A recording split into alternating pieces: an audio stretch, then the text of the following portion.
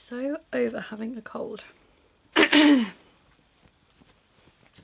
everybody and welcome back to my channel. So today's video is another tutorial, and one that's been requested quite a few times is seams. Well, today we're doing a French seam. A few of you have asked me to show examples of different seam types. So today I just had time, so I thought I'm going to film a French seam video. So today I'm going to show you how to do a French seam. So from the right side it looks normal, but from the inside you've got a really beautiful finish.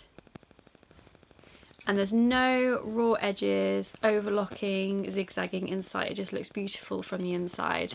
Most commonly you would use French seams on really fine thin fabrics. You can do it on other fabrics, but because of sort of how much you're folding it, it's a little bit bulkier. So say on a piece of cotton like this, it might be quite bulky or quite stiff in the seam, but it does make it look neat from the inside. So if you're not lining something, French seams are a great way of making it all look really, really beautiful on the inside. But most commonly you would do it on things like satins, organzas, silks, viscoses, things like that. Things that are quite floppy, that fray quite easily. And if you work the edge or work the raw edge too much, it can make it quite messy, whereas this is sort of like a gentle way of getting a really neat finish. So I really hope you enjoy this tutorial. Okay, so today I'm going to show you how to do a French seam. So I've got some patterned fabric because it's easier and clearer to show you on a patterned piece of fabric that has an obvious right side and wrong side.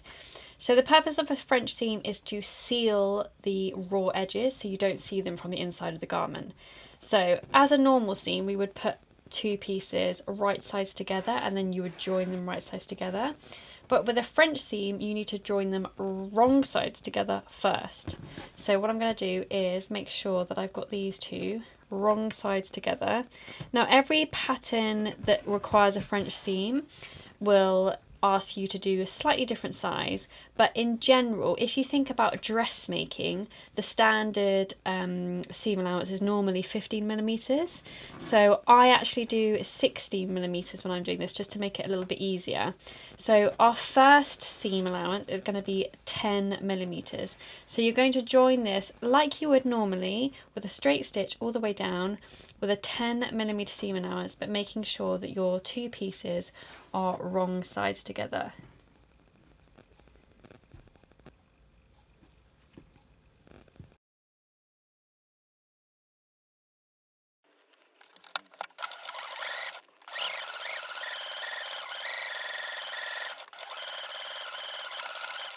So I've used a red thread to try and make it really obvious where we're sewing. So I've done a 10mm seam allowance down this side.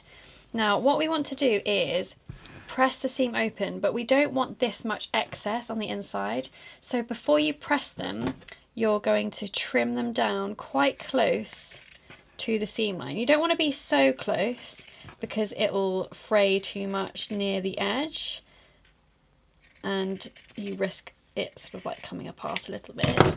So, and we want a little bit so we can press it open easily. So I've trimmed it down a little bit more than halfway. And now what we're going to do is press them open. Now, don't forget about this part. A lot of people would then just fold it this way, press them to one side.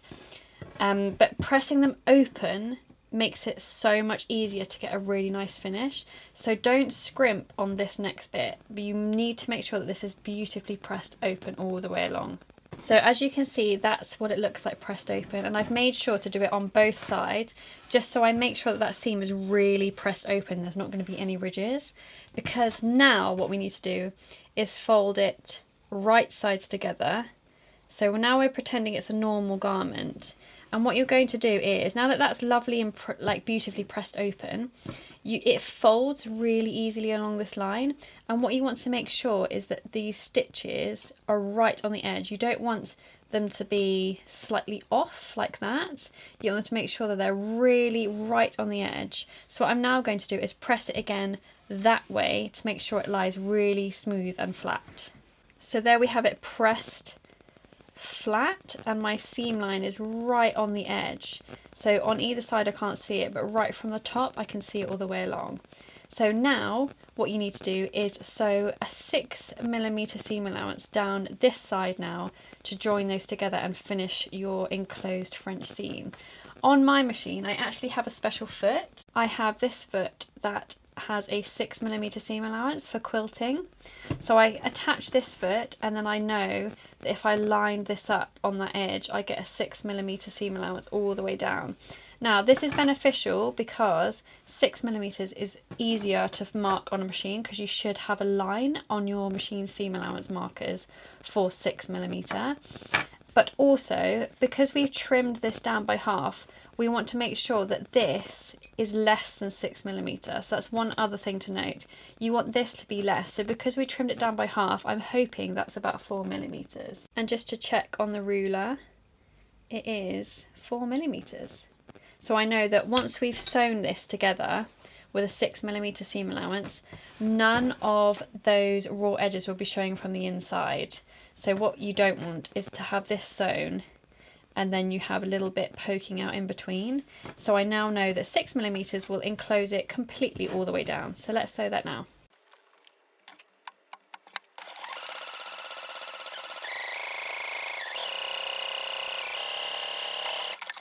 Okay, so that is my 6mm line sewn. So then I can now press that to whichever side of the pattern requests, whether I press it to the back or to the front, or whichever way, it's usually to the back. And then from the front, it's our normal seam line. So you shouldn't see any fabric poking up through.